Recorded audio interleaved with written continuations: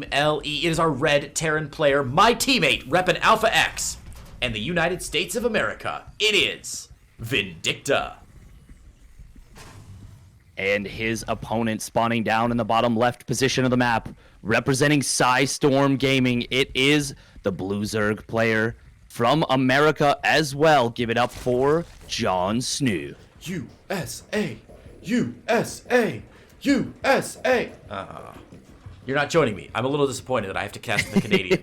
It's okay. I remember. I'll never forget my very first GSL cast was a year ago yesterday, July 4th, and I was really happy that it was myself and Artosis, so that I didn't have to cast with a filthy Canadian on July 4th. But then yesterday, I was ruined where I had to cast with Grant all day, and oh man, I did trigger him at the very beginning of the cast though. I told him all the things I had done that day, but with an American accent. So I was like, oh, I had some potatoes with oregano on them, and I used some aluminum on the side of my car, and he was just like, stop it, it hurts.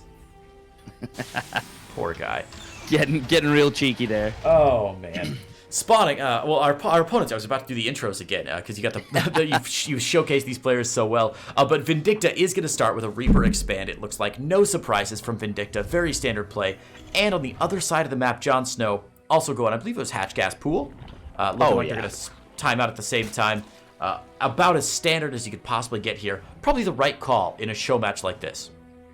Yeah, I don't think both players are going to bust out their necessarily most elite secret skill strats. I think you might still see, you know, an Armory play, or maybe a Proxy 2 racks or a Proxy 3 racks. We might see JonSnow go for like early roaches in one of these series, one of these games. But I don't think we're going to see anything too crazy. I don't think we're going to see, for example, like a some kind of like double factory Hellion build. Like I think it's going to be more on the side of standard.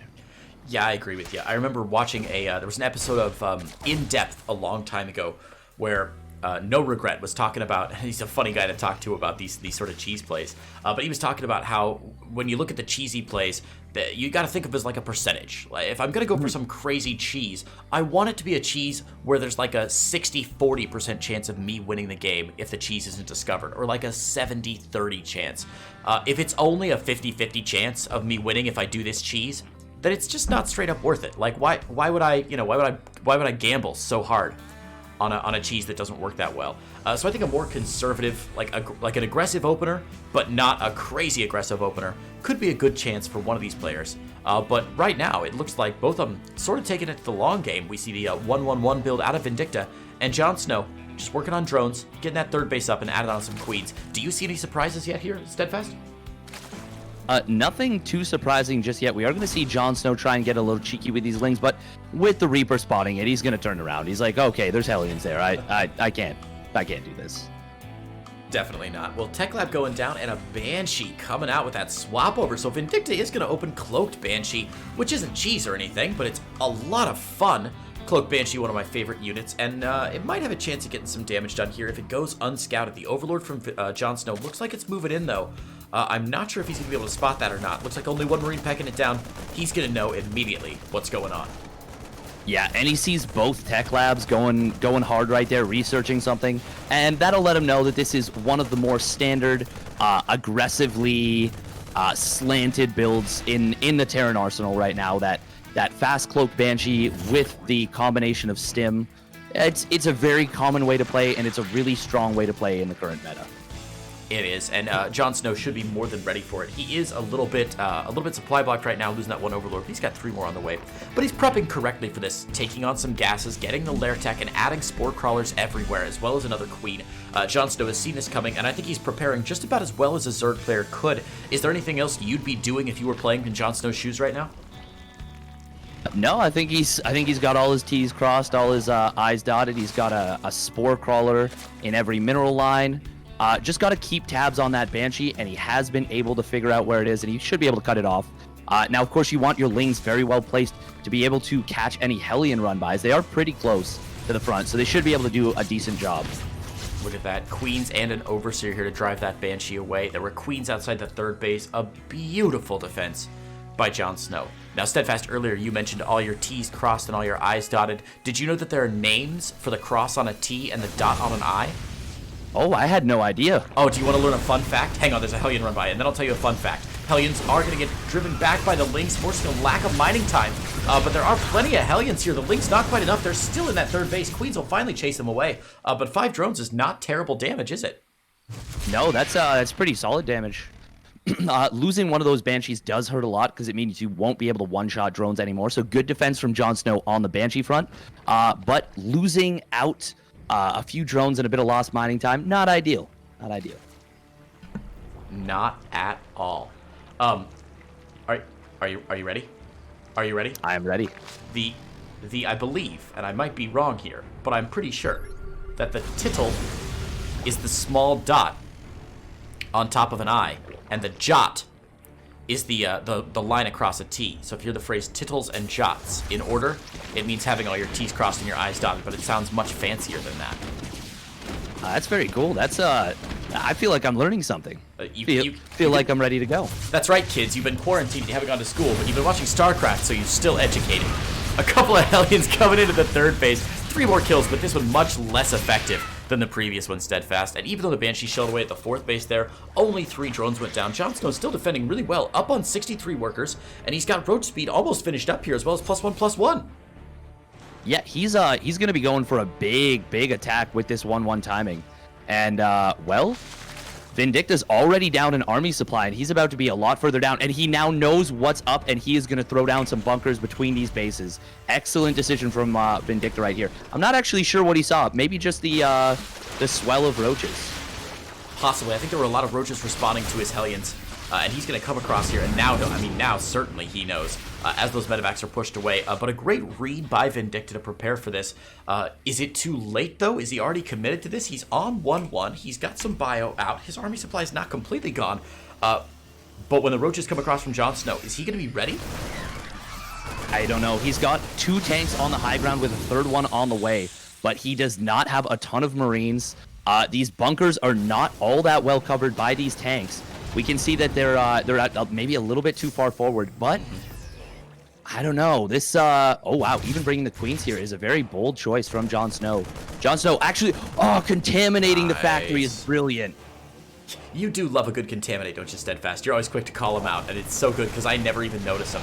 But yeah, here it is. The attack coming in. JonSnow is getting on top of these bunkers. Now, what's really interesting is the corrosive vials are obviously going to outrange the bunkers. The 2 bunkers are going to go down immediately. SCV's pulled off the line. This is a huge army supply advantage for JonSnow, and Vindicta has some units, the medevacs across the map right now. Now, he doesn't have high ground vision, so he can't get on top of those tanks. That's going to force him back for a minute here, but he needs to bring an Overlord with this fight so he can take out the tanks on the high ground.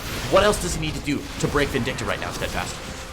Oh, I think that's it. I think just the Overseer, these Queens popping in, are going to make it so much more difficult to hold. And I think, well, actually, Vindicta's doing a great job by holding that ramp at the side, and these Queens really do kind of bung up the area. But it looks like JonSnow not going to commit to this. He's going to drone out of this with a really nice advantage. He did, of course, kill quite a few SCVs.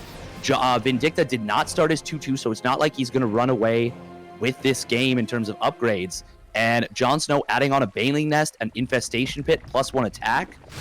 This is looking great for the American Zerg. An unusual choice, I think, not to push there. I'm not sure what JonSnow saw that he was scared of.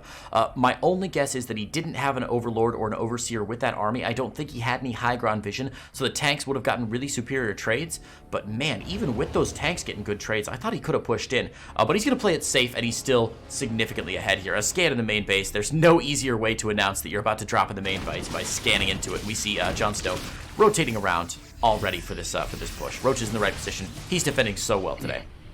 Yeah, he got a really great scout with this Zergling on the bottom side, paying excellent attention to the minimap. And, well, loses a bit of creep, but he will force this drop to pick up. Meanwhile, another drop in the center. Looks like a few units did get picked off.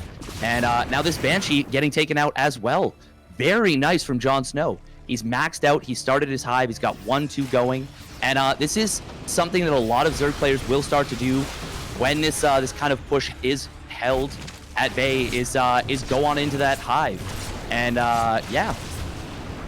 a few drones going down there to a Liberator. That's good. That's really the only damage we've seen Vindicta do all game. I mean, 14 drones total have gone down, but really that's not a significant number, and it bears, returning to our roots of StarCraft. The meta can change and flex over time, but the very composition and the way the races are played really hasn't changed since the beginning of StarCraft, even StarCraft Brood War. The point of a Zerg is to out-expand your opponent and outproduce your opponent, and then throw wave after wave of Zerg units at your opponent until they can't win anymore. That's been the traditional way to play Zerg since the beginning of time. If you don't do damage to a Zerg early, and you let them execute this build any way they want, it's so hard to break them. And right now, Vindicta simply has not done enough damage to JonSnow to justify him, trying anything new. Yeah, and this is just looking so good for JonSnow. The longer this game goes on. Now, Vindicta is trying to secure his 4th base. That cheeky Ling preventing that for a little bit of time. This could be actually a snipe on this 5th of JonSnow, and that will temporarily equalize the base count. Yeah, not bad there from Vindicta. JonSnow a little bit out of position, of course. You got a slow-moving Roach army. You kind of got to keep it around, but he's going to follow this drop and move out. It looks like JonSnow ready to put some real pressure. He knows that Vindicta's drop is behind him. The boost was used earlier when he was escaping the Queens, and now he's just going to go. He's got a ton of Banelings on the map, 19 of them with speed. +1/+1 is finished, or +1/+2 finished up, rather, for both Roaches and for Lings. And look at that cheeky Burrow micro.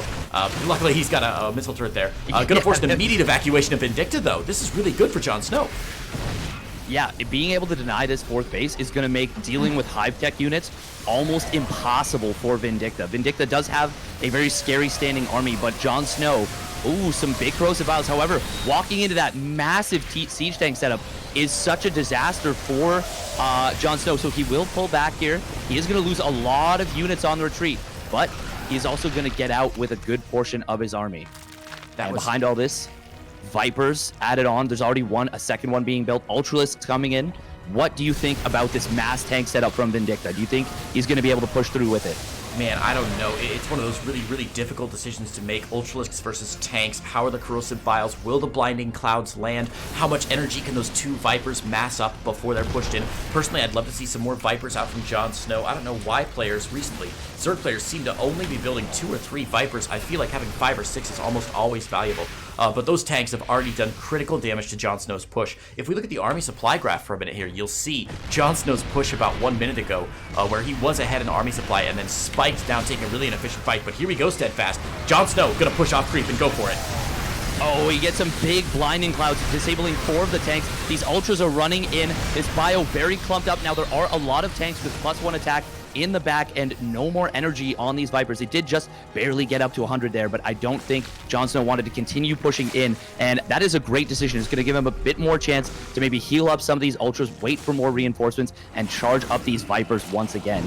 Vindicta, well, knowing that the Vipers survived, he is going to be forced to back off. Very cool army positioning as well from Vindicta in the middle of the map there.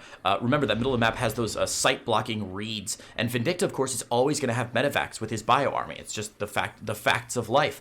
So since you have the medevacs, you can see over those line of sight blockers, whereas if your opponent goes down to just Roach Ravager and doesn't have a Scouting Overlord, your tanks can get incredible value because they're going to outrange those Ravagers so much more, and they won't be able to get hit by the corrosive vials. Little Roach run by here at the 3rd should get cleaned up quite quickly. And I think all is settling down a bit. These players, more even now than I think they've been ever in the game. Vindicta's had some time now to breathe, to grow. But yeah, the army of JonSnow, rather. The army of JonSnow looking pretty scary. Yeah, the army value right there is still very, very good. And part of why this is a little bit troublesome for Vindicta is, so he did try and get a good amount of harassment done with those Liberators earlier on. And that is part of the composition for Terran that really you're going to try and rely on to help deal with those ultras, with those Vipers, and with a very large ground army. But he does have ghosts now on the field, and as you said, Vindicta with a much better army now to deal with this than he did have before. And here we go, the big engagement from JonSnow. Again, blinding clouds going down. A couple of, was that EMPs on the Vipers, but missing the second Viper. Ultras crashing forward, but corrosive vials from the high ground going to clear all the tanks of Vindicta. You can hear that signature snipe sound happening, but I think there's not enough ghosts, and the army of JonSnow is going to continue to roll along like the wheel of Sisyphus Nothing can stop it now. It will be forced back as it's just pure Ravagers, but with reinforcements coming in for JonSnow, he's going to be looking to push this one to a W. He's going to find a tank, some ghosts. They may get picked up into the medevac. That means they're actually going to close. So that's pretty nice. But now there is nothing to defend this planetary fortress. We do have SCV trying to repair, but JonSnow target firing them down. However, Vindicta, with the help of the... Oh, man, he just had to go down. Corrosive Vials from JonSnow were perfect right there. I thought for sure Vindicta was going to be able to hold that with the mass repair, but the Corrosive Vials, the target fire, so good from JonSnow. What a fascinating engagement. Another one of those engagements that started out very strongly for our Zerg player and ended a little bit more weakly than it should. A bit overcommitted there. But as you said, he did dive down on that 5th base, and that did force Vindicta back into another inferior position. 10 more workers down. That should give JonSnow the income lead, which he's had the income lead now pretty reliably for the last 10 minutes or so, but it spiked back in Vindicta's favor every now and then as he came closer and closer to making those, to evening up the base count. But right now, the armies are starting to even out for both players, and I don't know, I feel like this is much closer than it has been in the past. I feel like we've been talking up JonSnow the entire game, but now Vindicta has been...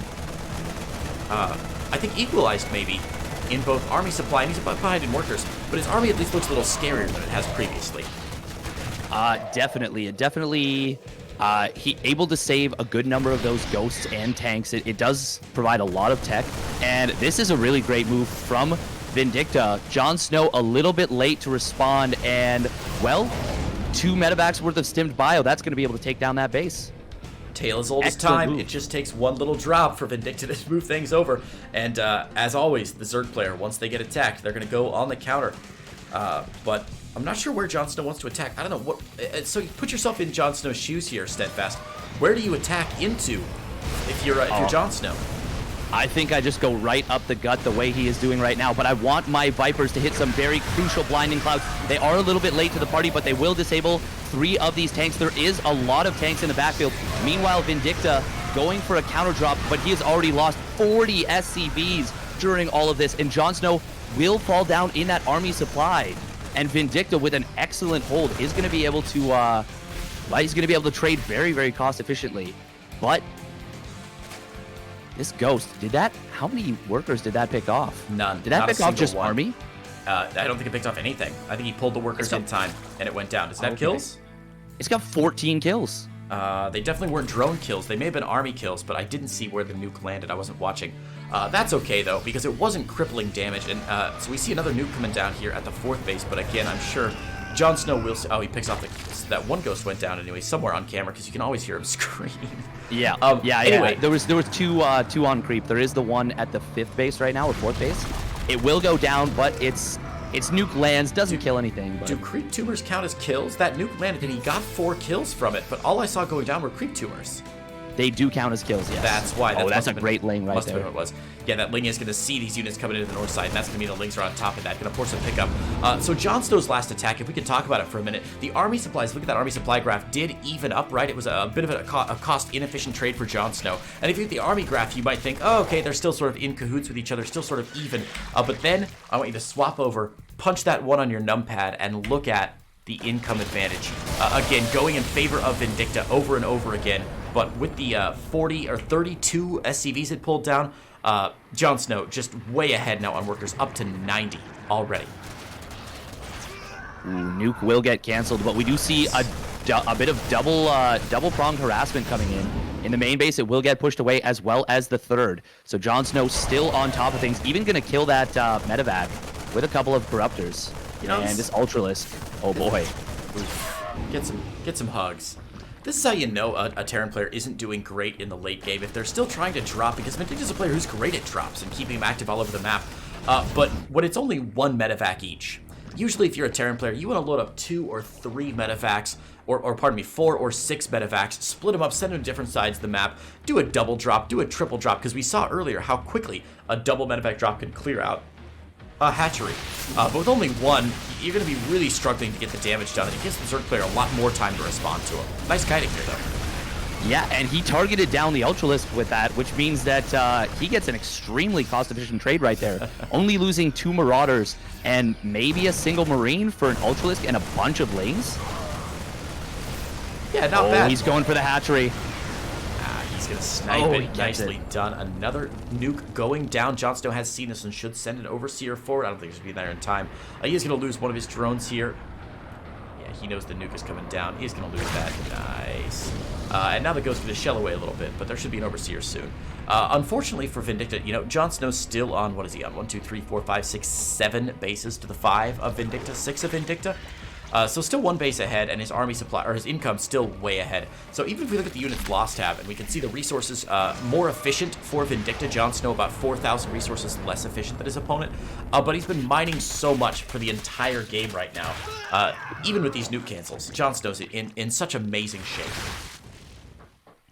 Yeah, no, it's really nice to do this. A little bit ago, it was actually 6,500 resources difference. So now it is only 4,500. So JonSnow is starting to trade a little bit better. He does lose a few drones to this Liberator, but honestly, I think JonSnow's starting to get to the point where he probably wants a higher army supply, since he's not going to be breaking Vindicta anytime soon. Yeah, I agree completely. I'm sure JonSnow was like, oh no, you killed some of my drones. Oh dang, and then just punched the Baneling button as fast as he could. And we're gonna see that attack coming in. A huge ghost army though for Vindicta. Wow, 9 of them on the map. That's a scary amount of ghosts. So they all have a lot of energy here. Yeah, they really do. And well, that was so cute from JonSnow. He almost got the Baneling detonation on that. Now, he will still take this out, but he is going to lose the spine. Still, that's pretty worthwhile, I think, for Vindicta with all those Banelings going down. Man, that's so cute. I love seeing great plays like that. We saw one earlier where Meeb was target firing his own Widow Mine, or target firing his own Archon with the Colossus to take out a Widow Mine. Those little splash damage tricks are so cute. The Marauders, pardon me, Marauders are going to be caught without an escort, so they're going to get taken down. That Ghost isn't going to let his nuke kill off either. With the bank that JonSnow's got, he's got to start trading right now, and that's exactly what we're going to see. Yeah, he's going to go in on this original 3rd base location. Will take out a tank. He's going to find a couple of SCVs and even another tank. Man, the friendly fire really hurting Vindicta right there. And JonSnow moving up the south side of the map as well. These Banelings are getting taken down in a couple siege tank shots, but he does force an evacuation of one of the bases. And, you know, this is a little bit of an inefficient trade, and he's not getting as much damage as he wanted to. But think to yourself, when was the last time that you saw Vindicta's entire army across the map pressuring JonSnow this game? Oh, it's been quite some time. It's been basically since that push where the Vipers were able to land those very effective blinding clouds. And if Vindicta had pushed through there, I think he probably would have lost the game right then and there. But yeah, pretty much since then, JonSnow has kept him on the back foot. It's so nice. You know, I talk a lot on my stream about, I'm sure you do as well, about controlling the conversation of a game and who's really calling the shots in this game. You could be ahead in army supply or behind an army supply, but if you're able to dictate what your opponent is forced to do, if you force them into a specific position or make them play a certain style, that gives you so much freedom in the game and takes a lot of the mental burden off. I'm sure we've all had ladder games where we're like, this guy has no idea what I'm doing. I've got all the pressure on him, and you feel great. And JonSnow has certainly been the aggressor this game and the player who's been dictating exactly what the shot calls are. 8 drones going down there to a nuke from Vindicta. First nuke that's really been successful for him. By the way, these cloaked ghosts continuing to actually not be seen by these lings and making that hold a lot easier. Looks like that one ghost on the bottom side did get picked off. Nice find from JonSnow. Yeah, this is a rough position for Vindicta right now, because we just saw that was the 11th nuke that was, or 10th nuke I think, that was launched this game. And as you said, how many of those nukes have been like super notably efficient? 1. Nukes are not that cheap. I mean, they're kind of cheap, but they're not that cheap. And Vindicta's not even maxed out. In fact, I don't believe he's been maxed out all game. He's been behind on supply for so long now. And I'm a little surprised to see him throwing away nuke after nuke after nuke, which is not an efficient trade that you're going to make. Even if you're a good player, your nukes are only a good trade once in every 3 or 4 nukes if you're lucky. And he's been put in a really rough position. But this game ticking on a lot longer than I thought it might initially here.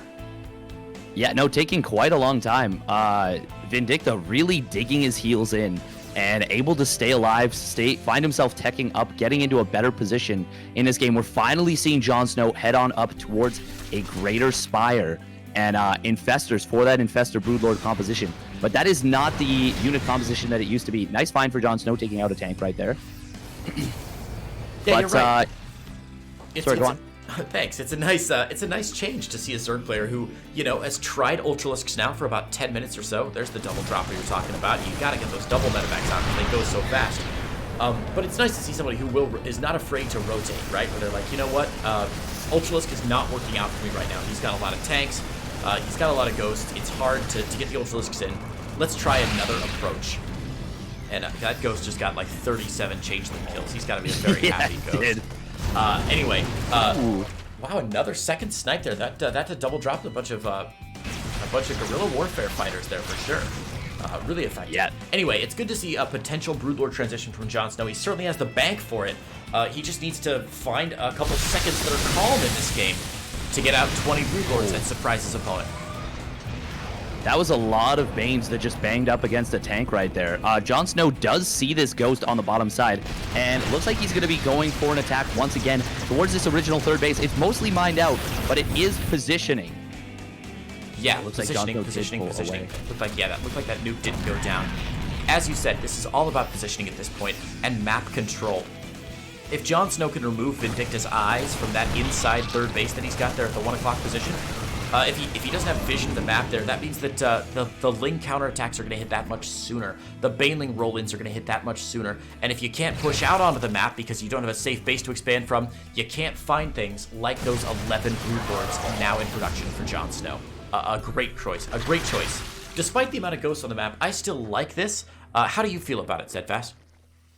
I am lukewarm towards it, but I like it given the fact that Ultras just aren't working anymore.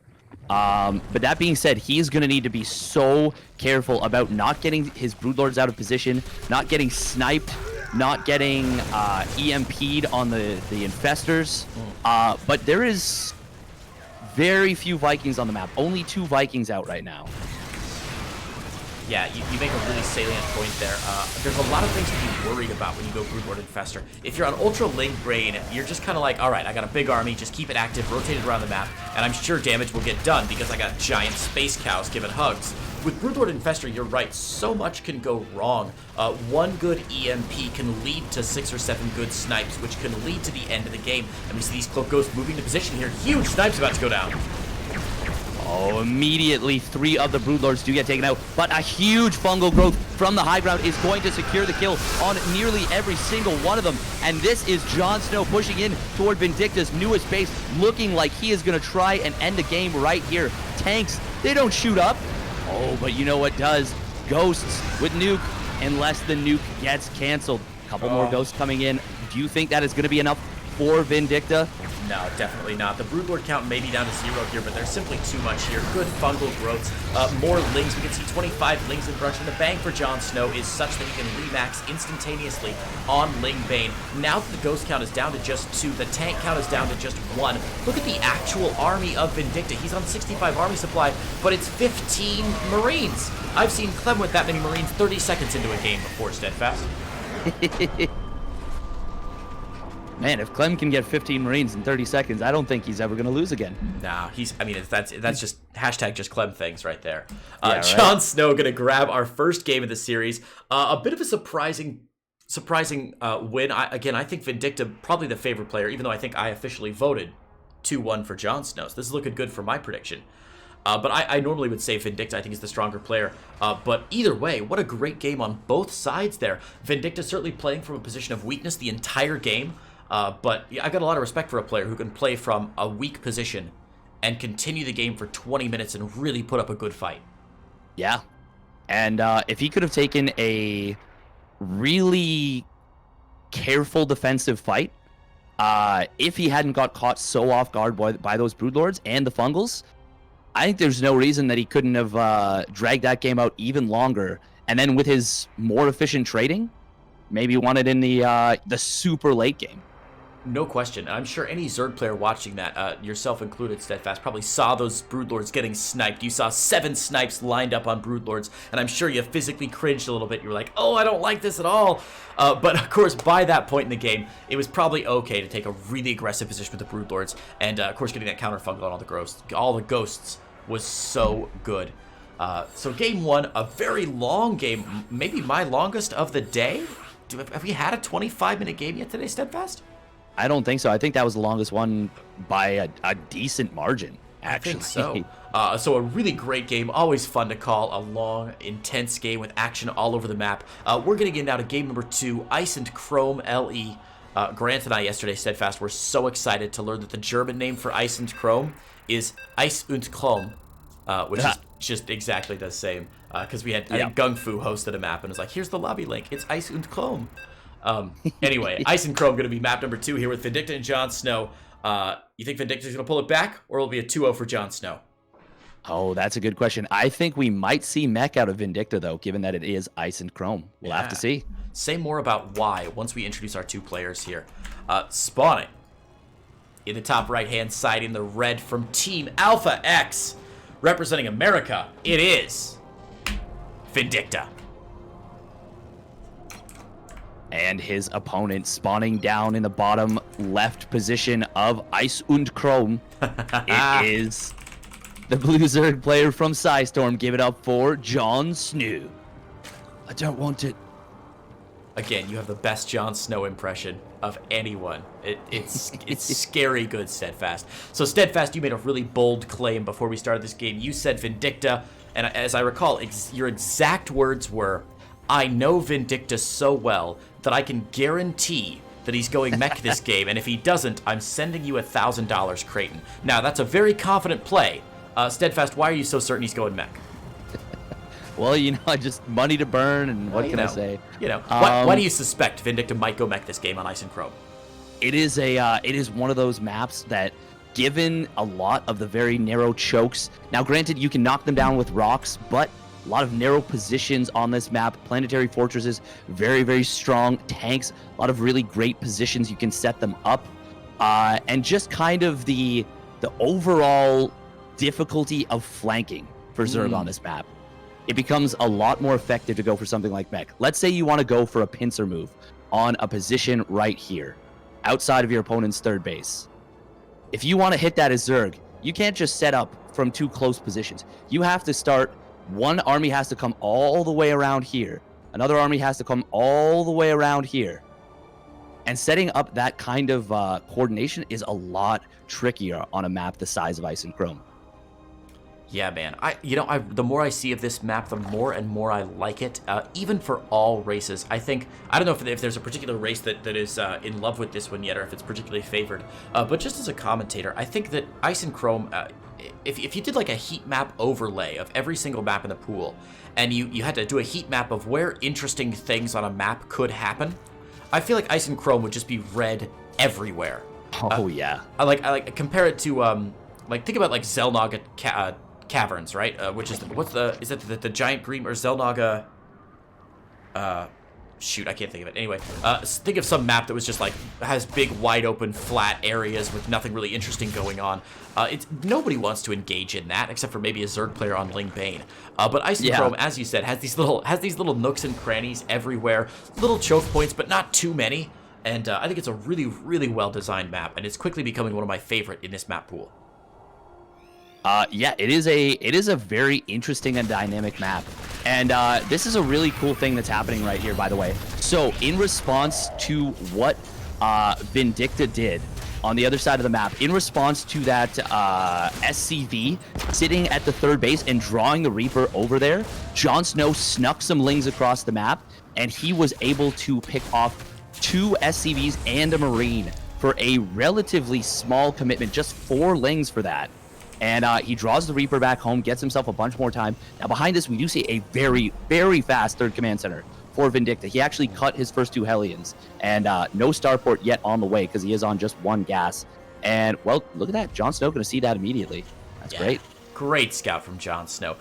Normally you move that Overlord in around the 3:30 or 4-minute mark. I'm a little surprised that Vindicta didn't have a Marine posted at the top to try and scare him away. Like, he couldn't kill the Overlord, I don't think, with one Marine, but he, you know, some Zerg players will get a little fussy with their Overlord, and they'll be like, all right, I'm not going to waste this one. I'll save it for later. But a great scout there from JonSnow. And, yeah, I mean, Vindicta going for the early third base. As a Zerg player now, do you decide to punish this and throw down your Roach Horn and just make 100 Roaches and go for it? That is what JonSnow is looking to do, that is for sure. But that was very costly right there for JonSnow. Vindicta just picked off 5 drones right there. And whenever you do this attack, you want to do this off 35 drones. And that's why we're seeing JonSnow add a couple more on. This is going to be a 2-gas Ling Roach Ravager push. And he is going to be looking to just end the game with this. Okay, so he's got 35 drones, so he's not making another drone until this push is over. If we see JonSnow make another drone, does that mean his push has failed? Not necessarily failed, but he may transition out of it. Okay. But the idea, the hope, at least for JonSnow, is to not transition out of this at all. To get these, he's got, what, 7, 8 Roaches on the map now, 12 Lings, and just destroy his opponent. Yeah, so he's going to want to morph a couple, and the reason for the double gas, he's going to want to be able to morph a couple of these Roaches into Ravagers aggressively, and should there be a tank like this one right here, Corrosive Bile it down, let's say it's on the high ground, gets an Overlord or a Ling at the top of the ramp, he is going to look to try and end the game with that, and we already see him droning out of this now, but this is going to be such a difficult attack to deal with for Vindicta. It absolutely is. As you said, 1 tank here, but all it takes is 3 Ravager Biles to pick up that 1 tank here. He's going to use those Corrosive Biles to force the opponent either forward or backward. Vindicta to push forward here, sacking a couple extra SCVs here, but getting a couple extra Roaches as well. I don't know if that was a good trade or not, but it was certainly an interesting trade on both sides. The worker count fairly even now. JonSnow scrubbing in more drones. Does he already think this is lost, Steadfast?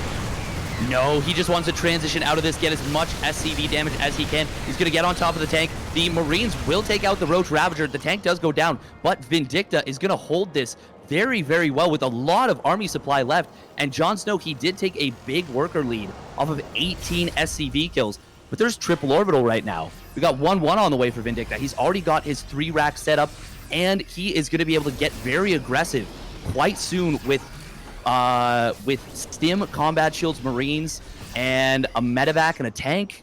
This is going to be expensive for JonSnow to hold on the other side of the map. Yeah, Vindicta wasting no time after suffering not crippling worker damage, but an awful lot of worker damage there. You can see he's still making SCV, so he's not expecting to go all in with this, but he definitely needs to do some counter damage here. I will say, if Vindicta can get in here and force a lot of units out of JonSnow, that's great. But if JonSnow defends this, I think he's in really good position to put this game away quite soon. That said, his army way out of position. Right now, Vindicta simply has too much. Oh, he has a lot, and this hatchery falling very quickly. Already at half HP, there are a lot of transfuses, but JonSnow, oh man, it is just barely going to go down, and that is a huge, huge loss for the Blue Zerg player. A nice scan is going to reveal these active tumors that's going to really push the creep spread back, and this is kind of what I was talking about, how it didn't seem like JonSnow was going to have enough to defend back home. Man, this is weird. This is so weird to me. Steadfast, maybe you can explain it. If I was in JonSnow's shoes right now, I would be panicking. Building Roaches, building Ravagers, building Banelings, nothing but army, army, army. As soon as he lost his 3rd base, did you see what JonSnow did? Baneling speed, +1/+1, Spire, adding on an extra hatchery. Is he really thinking that he's not going to get attacked again by Vindicta? I don't think it's necessarily so much that as he knows he needs to get those upgrades rolling. He knew that Vindicta was on 3 command centers. He knew that he killed a good number of SCVs, but not a crippling number. And, well, Vindicta is coming in with that push once again. But JonSnow, as you said, he put a lot into infrastructure, and it is going to be an extremely difficult time holding this push off. And I think Vindicta may, well, yeah, he's going to force a cancel on this 3rd base. And he may very well be able to snowball this actually back into a win. But Vindicta is very far ahead on creep. Bane speed not quite done, but it's 1-1 versus 0-0 for this exact moment. What are your thoughts? Does Vindicta continue to push forward? Do you think he should create? 100%, absolutely. His splitting has been impeccable here. These Banelings have not gotten great shots off until just now. Oh, they're so close. Look at that splitting from Vindicta. The Banelings not getting the trades they need here. The tank is going to stay alive a little bit longer on like 1 hit point. There are some queens for transfuses, and while this RV is a little overstimmed, it's still an awful lot. Vindicta finally forced back here, and he will lose a full medevac. That hurts. So a decent defense by JonSnow. Honestly, I'm a little surprised that JonSnow was able to defend that. I thought he might have just been out. Yeah, it really did seem like that, but his Bane speed and his 1-1 came online at a very crucial time. Now, Vindicta, behind this, he did not start his 2-2 as quickly as he could, or not even close to as quickly as he could. So all of a sudden, this game, a lot closer than I would have expected it to be, given the state of it about a minute and a half ago. Man, this is amazing. I don't know if you watch American political debates at all during the presidential seasons, but they do a really cool thing during those where they give like a test audience a bunch of buttons, and they just click the button if they like something, and they have a button if they don't like something. So the pollsters can see in real time when a presidential candidate says something, if the people immediately say, oh, I like that, or oh, I don't like that. And I feel like if we had one of those buttons for this game, I'd be clicking on the two, like the like it button and don't like it button about 100 times for each player here. The advantage is swung back and forth so many times, Steadfast. It really has. And Muta's nice corrosive bile. That was so good. Oh, sorry, go on, Steadfast. That was just too cool not to shout about.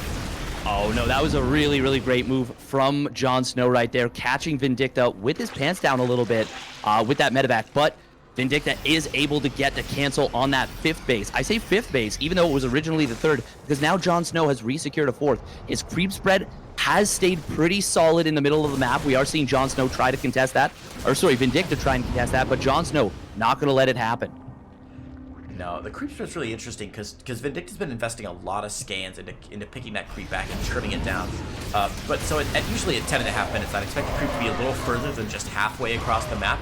But given the amount of time that Vindicta spent with bio forces, with scans, with medevacs, just picking back those creep tumors, I think JonSnow's been doing a pretty decent job. We see the Mutalisks finally scrubbed into his army here, +1 flyer attack on the way, and that indicates that JonSnow is really going to invest in Mutalisks for a while now. So we should see him on Ling Bane Muta for a good solid, I don't know, 5, 10, 15 minutes. How long could Ling Bane Muta sustainably last before you've really got to look into tier 3 tech? I mean, it does depend a lot on the kind of the state of the game. So if you've knocked your opponent into a very uncomfortable position, you've kept them off 4 bases, you've gotten a big Muta count, your creep spread's good, you can stay on Ling Bane Muta for quite some time.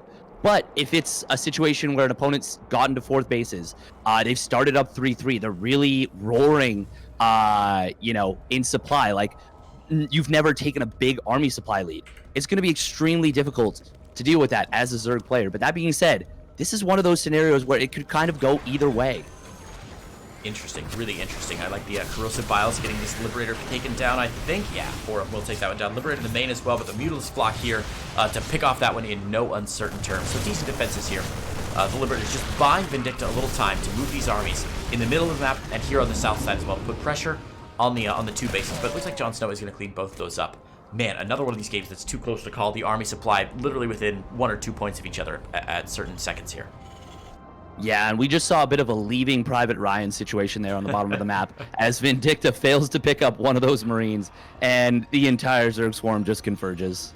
This is gonna make me a terrible American, but can you believe I've actually never seen Saving Private Ryan? Oh, it's a solid movie. I understand. It's one of the greatest war movies of all time. I'm surprised you wouldn't go with The Patriot. Does that even count as a war movie? I think so. It's like, I mean, a war is fought. I guess that's true. I don't know. I'm not a big war movie guy. I generally stick to comedies and other light stuff. Anyway, I got a kick out of the Leaving Private Ryan Steadfast. I've never heard that before. That was real cute. The Hive Tech is finished up though for JonSnow, and now we're seeing him make some decisions about what he wants to go for as far as tier 3 tech. And it looks like once again he's starting with that Ultralisk Cavern, including the Ultralisk Cavern upgrades. He's getting chitinous plating and working on +3/+3 for his melee units. Do you think Ultra's the right call here, or would you have preferred to see Broodlords? I do think I like Ultras on this map. Because of the sheer size, Broodlords are going to be really difficult to make work. I really do like the addition of adding in fungal growth, or at least pathogen glands, a lot earlier on than he did in the previous game. As well, if you can fungal an army. Oh, Vindicta, I love you so much, my dude. Look at that play. Drops a single Marine onto the Watchtower. That was so cool. So smart. And we saw JonSnow like, wait a minute, I need more information, trying to push out and eat in some tank shots as a result of those actions. The Spire is about to finish up your second Spire, I believe, for JonSnow, who may be looking for a transition from Ultralisks into Greater Spire again this game. Second Spire is an interesting choice. No, I think you're right about that. I think that is a long-term preparation. He's already got +2 air attack. Oh, look at these Banelings. Come on. Oh, yeah, let's do it. Come on. Oh, yes. Oh, it's happening. It's happening, Steadfast. My favorite thing in the world. Come on. Oh, the scan. Oh, that was so good from Vindicta. I'm so disappointed. I think that was a scan just for creep tumors, right? But he caught those Banelings on the bottom side? Not bad at all. I think that might have just been an attempt to check for Banelings. An abundance of caution. Wow, either way, Vindicta ruining my plans for a fun end to this game. But he's still in it and fighting. We'll take down this bottom 6 o'clock base, and he's adding on a base of his own here at the 4 o'clock. Seems like the army, or the income rather, is slightly in favor of JonSnow, but Vindicta not doing a terrible job here, Steadfast. No, Vindicta's doing a great job, I would say, in this game. He has battled back once again from... well, first things looked, like you said, about 4 minutes ago, things have really swung back and forth. And for a while, it feels like JonSnow's been in control. But now, I'm starting to like Vindicta's position a little bit more as he secures that 5th base. But he's going to have to hold it first. And his units are not in position. Bane, Roach, Ravager, Muta trying to swing in from the back. Actually, wow, I thought he was just going to go for the snipe on the planetary. Instead, takes an army fight that, well, to what I was saying before, really difficult to flank on this map, and we just saw that really fall hard on its face. You know, Steadfast, I'm not even sure that was supposed to be a flank. I think that may have just been misrallied Ultralisks from another point in the map here.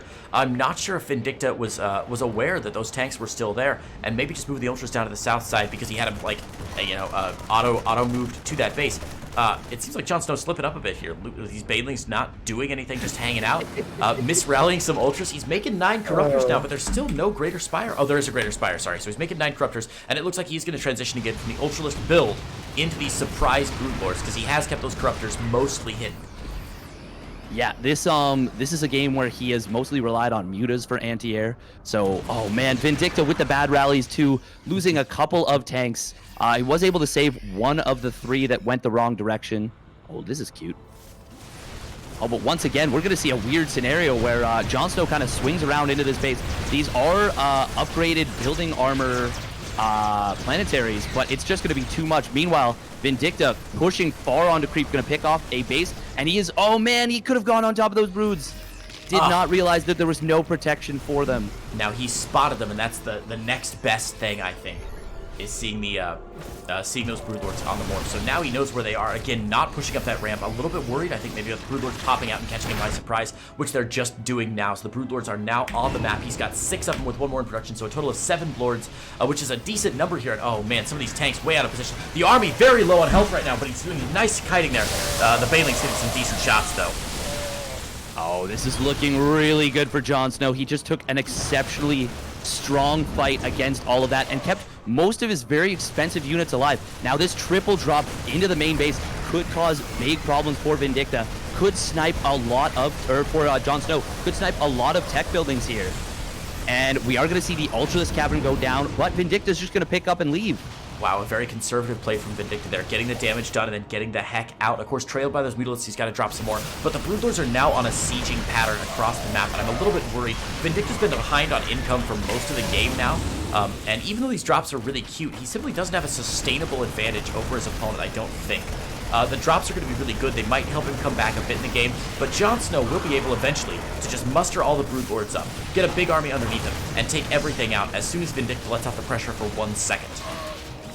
Yeah, and Vindicta picking off a lot with this little drop on the that stayed alive in the main base. Was able to get an Infestor, got, I think, a Corruptor. When he dropped over to this 3rd base, cleared out all of the Mutalisks.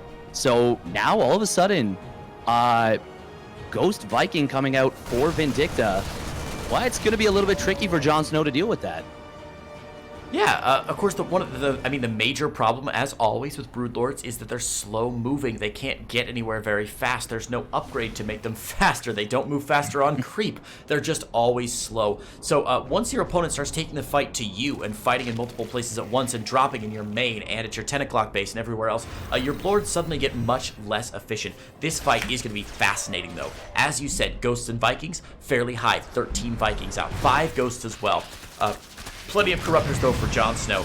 And I feel like JonSnow is the one now who has to rely on these sort of backroom, barroom brawl tactics, these guerrilla fighting tactics, to sneak in damage when a big army fight might not go in his favor.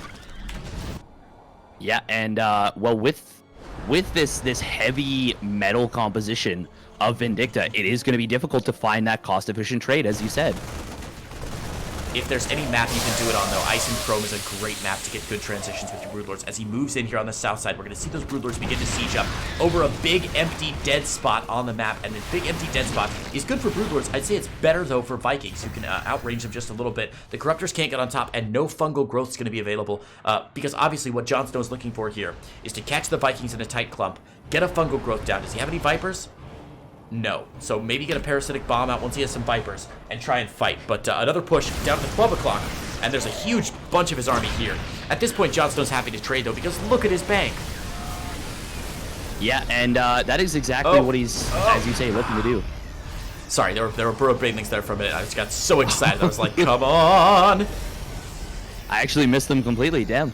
Just on the ramp there, but he was scanned it and picked him off. But yeah, as you were about to say, I think the Broodlord's an interesting choice, and the final fight here going to be fascinating. Why are there no Vipers in his army composition?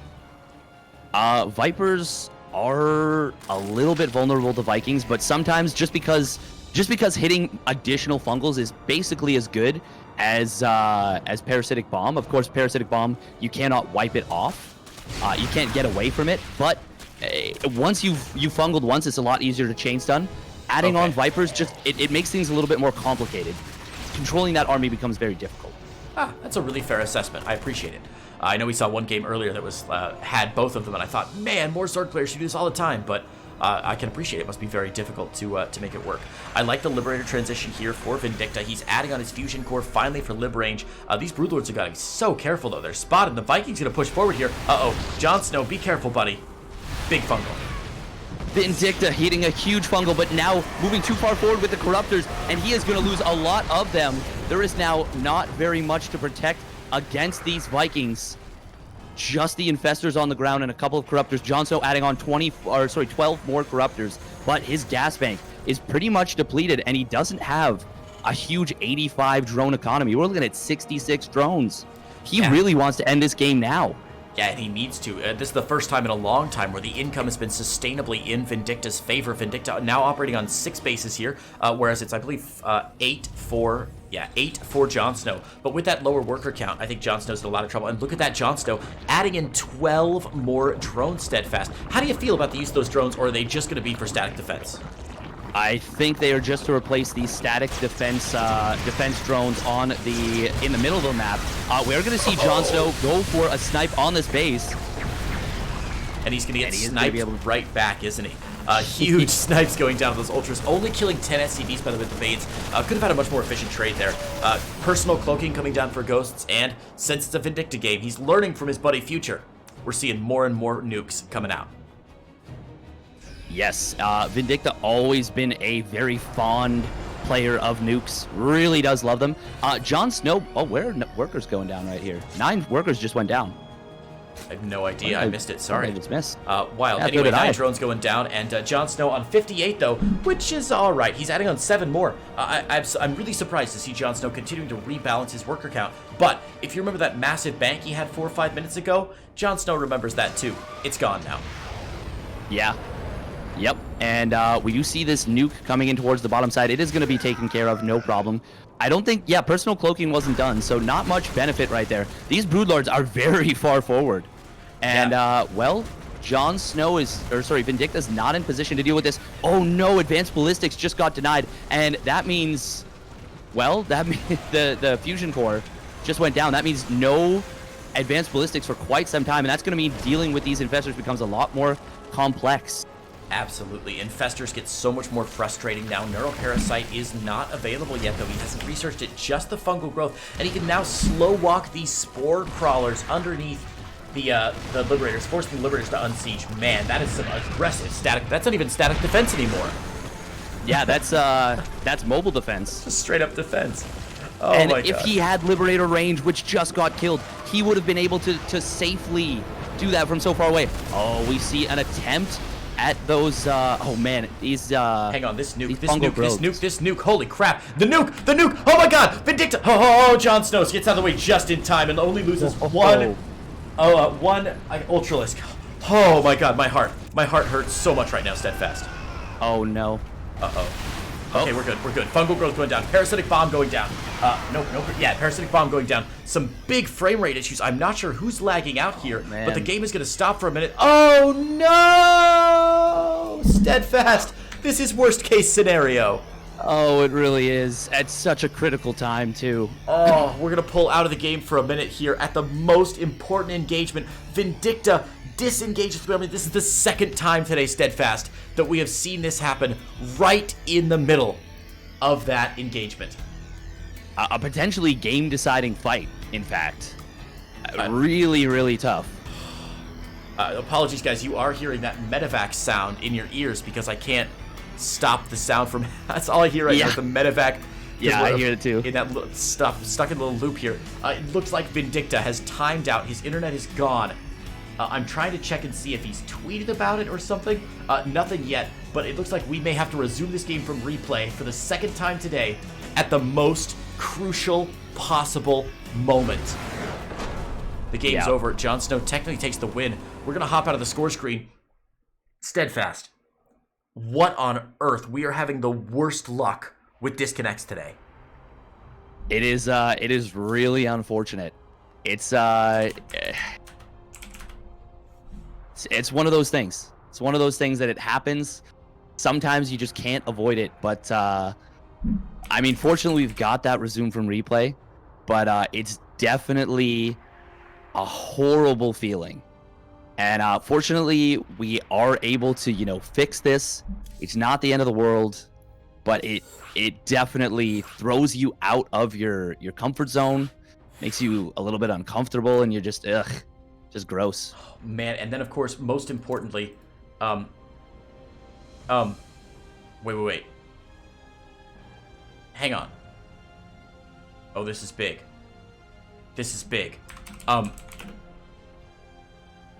Vindicta's asking if he can just GG because he was dead there. I don't even know what to say at this point. We just gotta wait and see what these players want to do. I think it would be well within Vindicta's right to just tap out. I mean, obviously, he can just tap out and take the loss if he wants. The hardest part of resuming from replay is knowing specifically when to resume from replay. We saw this a lot in our last game with Hero Marine and... Who was it, Steadfast? Shadown, I think. Hero Marine and Shadown. Yeah. Hero Marine and Shadown, where Shadown was... like they were both like, please resume 2 seconds before this specific time. Yeah.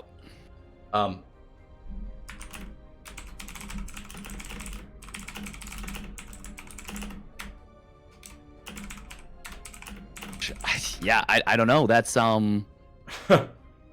that's crazy. That would be the end of the series. Okay. So Vindicta says his internet is messing up. Oh no. I'm having flashbacks to my internet screwing me over. Okay. Vindicta will be able to make this call here. Steadfast and I, guys, sorry, I'm so excited, so worried about what's going on here.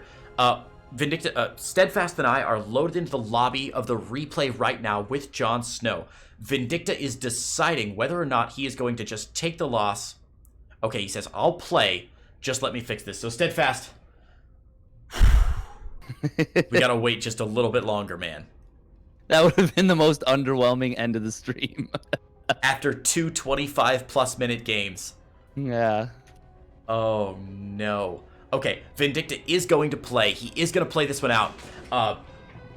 Now, Interestingly, Vindicta says, I was dead there in the chat. He thinks he was dead. Steadfast, do you agree with his assessment? He did look like he was in a rough spot. I don't know if he was necessarily dead or not, though.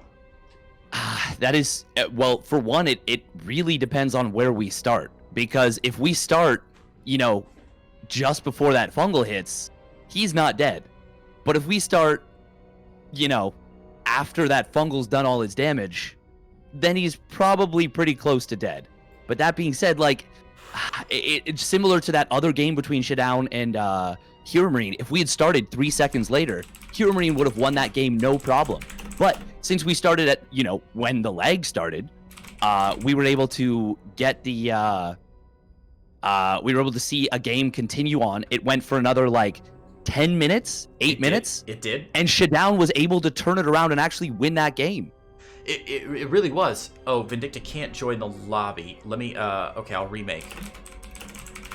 Hang on just a minute. I think here. Vindicta needs to host, actually. Okay.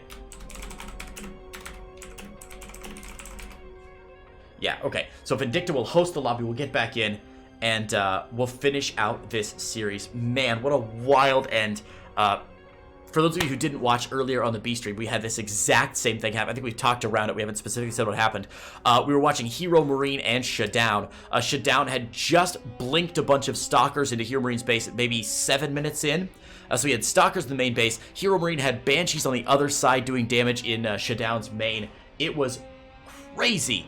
Like damage on both sides. It was one of those times where, as casters, we were both like, and he's going, and this thing's happening, and then the game just stopped dead in its tracks. And we resumed from replay at a time when really anything could have happened. Yeah, and yeah, it did. it turned around so crazily, so quickly. Interesting. It looks like Vindicta has jumped offline again. I wonder if he's restarting his client. If his internet is really this bad, we're going to be in a very difficult situation here, Steadfast. Yeah, a little bit, because even if he can turn this game around and take it, he would still have to win a game number 3 in order to win this series. Yeah, and as we said, guys, this is not a okay. Here's Vindicta. Let's try again. Can you host, please? We'll have to see what happens. As we've mentioned, both these guys already mathematically eliminated from the group stage bracket. We know they're not going to be, or from the group stage, we know they're not going to be making it into the bracket. But as Steadfast so smartly pointed out earlier, Steadfast, with that accounting degree really paying off for you, man. Noting that there's a big change in money between these two places. It's not just the $100 for the match win, which is, oh, that game is no longer available. Oh. Only available to party leader. Huh. Let me try to host one more time here. Let's all relog. Let me try one more time here. Hang on. Get Vindicta in here. Nope, he's elected not to join the lobby. We can all do the relog. Yeah, let me relog really quickly here, guys. We're gonna have to log out, restart our client, log back in, and then oh gosh, if I can remember my Battle.net password. There we go. So we're going to relog. We're going to try and resume from replay here. But sorry, Steadfast said earlier, it's not just the $100 that really matters for the $100 that matters for the players. It's also the difference between 7th and 6th place in the bracket, which is an additional $200. So a full $300 on the line here. Yeah, for just a single best of 3. That's an important 3 games right there. 2 games maybe. Yeah, not bad at all. So we're gonna get JonSnow in here. Oh. Hey, there we go. Looks like I'm able to join. I think. Maybe not. Nope. Oh boy, this is rough. Technical difficulties are so frustrating. Let me try maybe Vindicta hosts. Because I had hosted that one. We'll see if Vindicta can host it. We can get back in. Apologies to everyone watching. This is straight up worst case scenario for StarCraft. Not just an exciting fight that we've been robbed from, but these technical difficulties really screwing us over. Oh, this is so hard to deal with. Yeah, it's a little bit unfortunate, but it's a complicated game. I understand. never easy to code something like this, I'm sure. StarCraft is what, 10 years old now at this point? Yeah, it's a small indie company. Amazing that it still runs here. Now we've got JonSnow and Vindicta in. Let me get you in here, Steadfast. Sounds good. And I think we're finally back in. Oh my god, we're all here. Okay. All right. And the game is restarting. Oh! This is the best countdown I've ever heard in my life. So I'm going to actually move on to the game very quickly here. You guys are getting a little sneak preview of what my break screens look like. Because this game will start up very quickly as soon as we get back in. Steadfast, I'm going to leave it to you to observe. Or no, Steadfast, I'll observe because I don't have time to switch to your camera. Oh, no problem. So I'll observe, but if you want to call this first fight, she's all yours. Sounds good to me. We are just recovering. It is that slow, forever, steady progress bar. 25 minutes in for the recovery. Goodness gracious. This will take a while, but like I said, I want to be on this game because as soon as it starts up, we will be rolling. Yes, we will. Okay, so Steadfast. Depending on when the game resumes from, if the Fungal's already down, what can Vindicta do to be over? To win? Well, I mean, he can maybe hit some EMPs to try and prevent the chain Fungal. From there, try and hit some snipes on those Broodlords, and then just turtle and split the best he can. Because, let's be honest, JonSnow's bank is gone. If he can actually weather the storm and take a cost-efficient fight defensively there, JonSnow's going to be in a big amount of trouble because he will have lost pretty much all of his army. Yeah, absolutely. And all of his bank. Now both players do have a very low bank, which tends to hurt the player who loses more in the engagement. And if JonSnow does overcommit here, he's going to be in a lot of trouble. It's going to be so funny that we spent so much time getting this replay loaded up when this game is likely going to be over in under 15 seconds. But it'll be well worth it, I think, once we finally get in. Recovering a 25-minute game takes a long freaking time. I always forget. While we're looking at it, though, how great is the StarCraft 2 artwork? Look, I mean, just incredible artwork. Look at these drawings. They look really nice. They're really very pretty. 10-year-old game, and it's just still, I mean, so emotive here for both players, or for all three characters. Very cool. Anyway, and not just the artwork though, but the community has always been so fantastic in StarCraft 2. We really are so lucky to be a part of such a fantastic community. I love this. We've been on the recovering screen for so long now. It's been at least 2 minutes because I can now see the recovery screen with the 2-minute delay happening on the Twitch stream. Oh, you guys are in for a huge disappointment when this game only lasts about 10 more seconds, but it should be an explosive one. You're absolutely right, though, Steadfast. The StarCraft 2 community, unbelievable. I don't play a whole lot of other games. I spend so much time casting StarCraft. But anytime I get into another multiplayer game, I am bombarded immediately with just a horrific, anger and frustration and just talk about everything but the game. And we get a little bit of that in StarCraft just because there are always bad actors somewhere. But for the most part, when I'm just streaming on my stream or a tournament stream, everyone is so invested in the game and the players and the love that we have. It's always a rewarding experience to see players succeed. And then the community is always there to support them, when a player doesn't do quite as well as they'd hoped. So, yeah, I mean, anytime you see a player tweet, they're like, oh, knocked out of my group, didn't have the best bat. It's never... you suck, quit, you're overrated. It's always, the responses are always, better luck next time, mate. You had great games. You can train, you can do it. It's so nice. We believe in you, yeah. All right, here we go, Steadfast. Are you ready? Are you ready? So we're going to I am ready. We're going to load in. The game should give us a 3-2-1 once we load in, and then the players are going to start right away. And like I said, it may still be a very quick GG, but worth it to make sure that we have the end of this game ready to roll. And after 4 minutes on the loading screen, I think we're finally going to get in here to our final fight between JonSnow and Vindicta. It is looking that way. I'm getting a little loading bar. I'm hoping that my SC2 is still good here. Oh my god. Oh no. Are you joking right now? I got an SC2 is waiting to respond notification. You did? Yeah. Oh no. Are you kidding me? Please, not like this. What on earth is happening right now? Oh, no, wait for the program to respond. Yeah, that's what we're doing. Now, I do know the last patch broke replays a little bit. Okay, and sometimes so people do have trouble getting into replays. Okay, did you get back in? Okay, we're in. I'm in. Okay. We're good. I'm alive. They can't see our chat because we're just observers. Oh, yeah. And I can't. Yep, just go.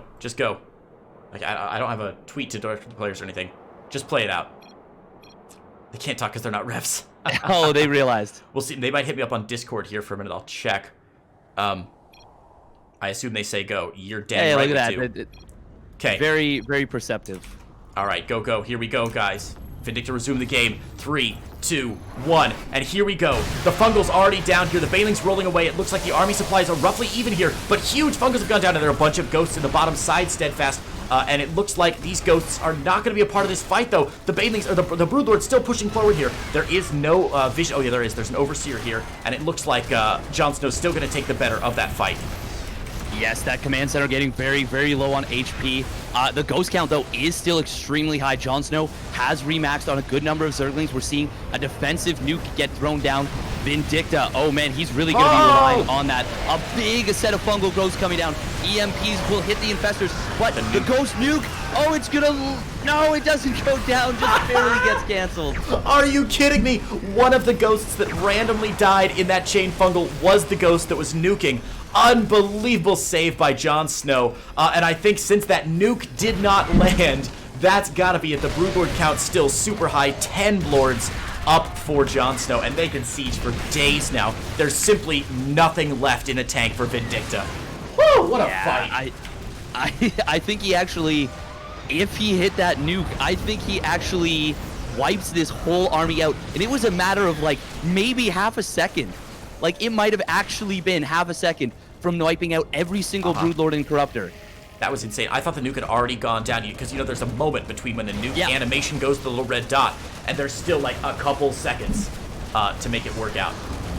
Anyway, Broodlord's now sieging up on the 5th base. I don't see any path to victory for Vindicta now. The drone count is very low for JonSnow, but he's still building more drones behind this, adding on Corruptors. His Broodlord count's so super high, and a couple of Vikings and Marines aren't going to win this for him. The Viking count only at 7. Yeah, looks like Vindicta actually picked off quite a few drones on the other side of the map. He's going to try and jump on top of this army. There is a decent amount of bio, but just the Broodlords alone are going to cause so many problems, and that is finally